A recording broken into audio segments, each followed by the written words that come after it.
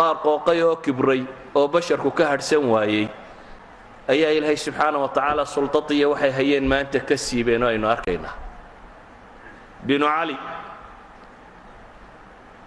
oo ka talin jiray tuunis shalay ahayd markuu xijaab diiday shalay ahayd markuu salaad diiday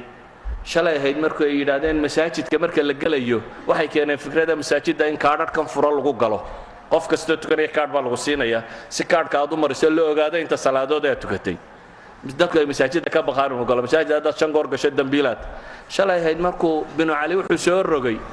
hablaha dhigta kulliyatu shariica inay basketballka cayaaraan iyagoo qaaqaawan cawradoodu ay muuqato kulliyatu shariica hadda maaha kuwii meelaha kale qaawanaa maaha waa kulliyatu shariica dumarka dhigta ayaa la leeyahay makshuufaat alcawraat iyagoo ah ha cayaaraan basketballka kii isaga ka horreeya burqiba ahaa halkii yidhi ramadaantu waa intaajka yaraanaya waddanka ramadaanta lama soomi karo wax soo saarka waddanka yaraanaya marka ramadaantu ma waddanka laga soomi maayo buu yidhi dabeetana intuu kulliyada ay ka baxaan askartu kulliyada militariga kulliyat alxarb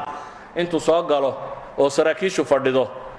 ayaa waxa lala daba socdaa killi shaaho Chinese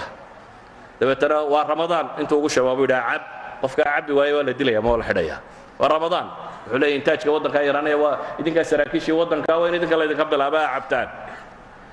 banu cali intaan baladu ku kicin dooda miiska saarayd waxa ka mid ah aadaanku inuu muscij yahay oo dadka laga joojiyo aadaankan tirada badan leh in la kala joojiyo kii caynka lahaa ayaa ilaahay ku soo kojiyay markaasuu isa soo taagay isagoo leh fahamtukum isagoo leh waan idin gartay waxa aad doonaysaan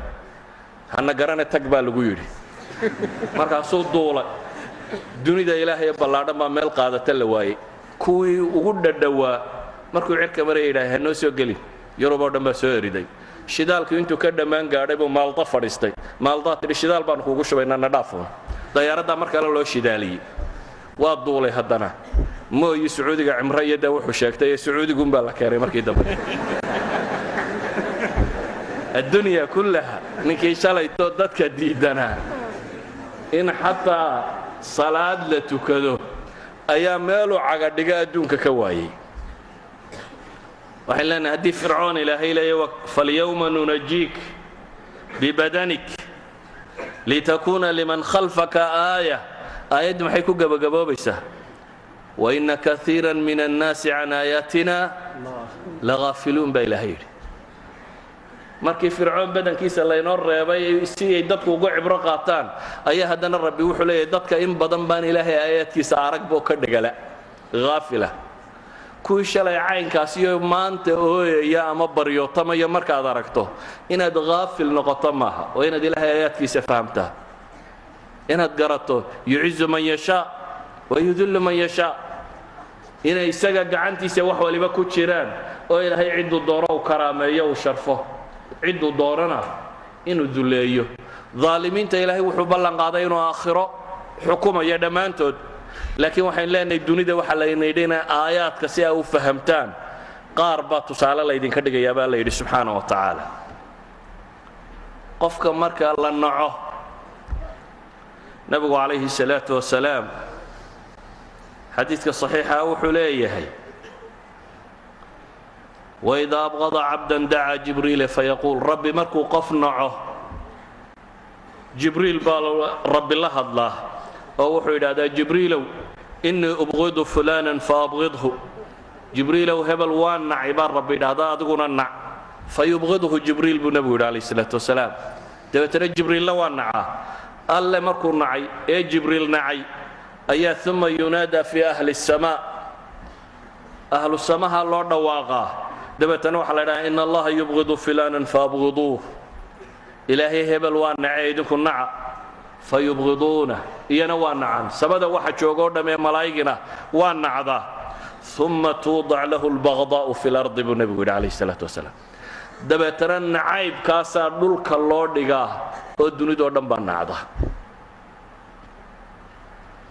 دكتور نمن طغاة هايو شلي كبريو قوقيو إلهي مخلوقات كيسا كو كبريي oo dunidoo dhammi nacdaynu tiiviyada ka arag gaal iyo muslim cid tidhaahda war meel baanu ku seexinaynaa laga waayey miyaanay ahayn kuwii ilaahay nacay gaal iyo muslim la waayo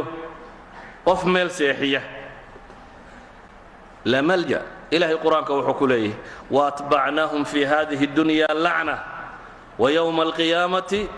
hum min almaqbuuxiin baa ilaahay yidhi qaar buu alla ka warrama markaasuu rabbi wuxuu leeyahay dunida cadha ilaahay baa ku dhacday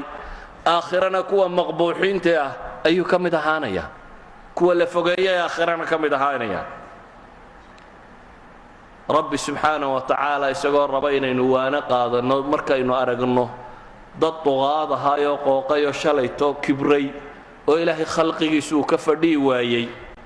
ayaa rabbi wuxuu ina leeyahy kam tarakuu min jannaatin wacuyuun wazuruucin wamaqaamin kariim wanacmatin kaanuu fiiha faakihiin kadalika waawratnaaha qowman aakhariin famaa bakat calayhim alsamaa'u waalardu wamaa kaanuu mundariin ilaahay wuxuu leeyahy subxaanaه wa tacaala badanaa waxay ka tageen beero iyo basaatiin iyo zuruuc iyo maqaam kariim oo lagu raaxaysto iyo nimco ay ku badhaadhaysteen waxay haysteen tiro badnaayeena baa ilaahay leeyahy subxaanaه wa tacaala nimanka dunida meel ay ka seexdaan lahaa binu cali gurigiisii markii dib loo jabiyey derbigu lacag buu ka samaysnaa derbiga gurigiisa markii la soo jafo gurigiisay soo jajabiyeen markaasaa tiiviyada dunida loo soo bandhigay iyadoo yuuro laga faqayo waa lacagtii iyo dollar laga soo faqayo oo guriga derbigiisa lagu wareejiyey kuwaas waxaasoo nicmaa haystay ee haddana ilaahay khalqigiisa gaadhsiiyey gaajo daraaddeed inay isgubaan ka la yidhi wuu isgubay jaamacad buu ka baxay markuu jaamacad ka baxuu shaqo waayey markuu shaqo soo waayey kale ayuu yaanyo tamaandho suuqa la fadhiistay islaan yaroo askariyada u timiyo intay dhirbaaxo labada indhood ku dhufatay tiri suuqa kuma iibin kartid tamaandho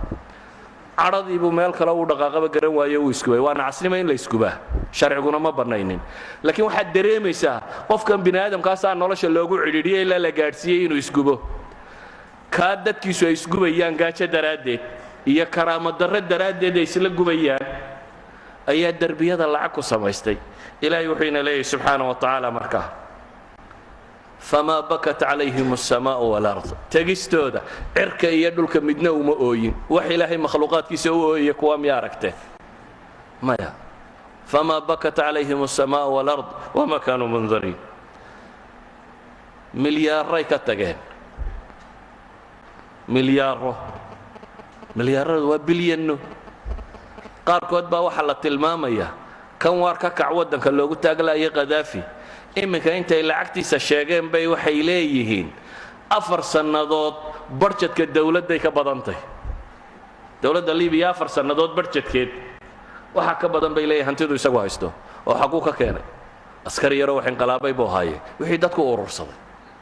waxay ummaddu lahayd un weeyaan waxa la ururiyey maaha wax meel cusub ka yimi usarkan lagu tilmaamaya inay haniinimo dhaafeen waa wixii dadka ay boobeen kuwa derbiyada lacagta ka dhigtay maanta waxay la'yiin malja iyo manja iyo meelay galaan bay la'yiin daaqad dhulkaa ku cidhiidhiyoomay wax uu ballaadhan yahay waxaynu u baahanay inaynu inagu markaa ku cibro qaadanno culamaa'i taariikh waxay sheegaan sacd ibn abi waqaas saxaabigii la odhan jiray ee xarbulqaadisiya hogaaminayey markuu furtay meeshii la odhan jiray persia iran magaaladii madain la odhan jiray dabeetana intuu sujuuday ayuu ooyey sacd ibn abi waqaas isagoo akhrinaya aayaddan qur'aana kam tarakuu min jannaatin wacuyuun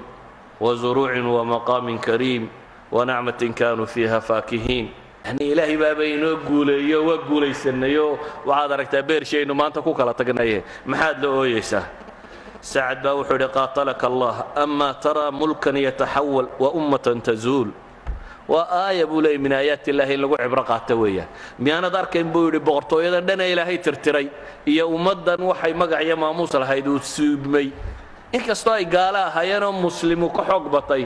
haddana waa wax u baahan in lagu cibro qaato uu tilmaamaya sacd ibn abi waqaas idan waxaan leenahay cibar baa ku sugan waxa meesha yaalla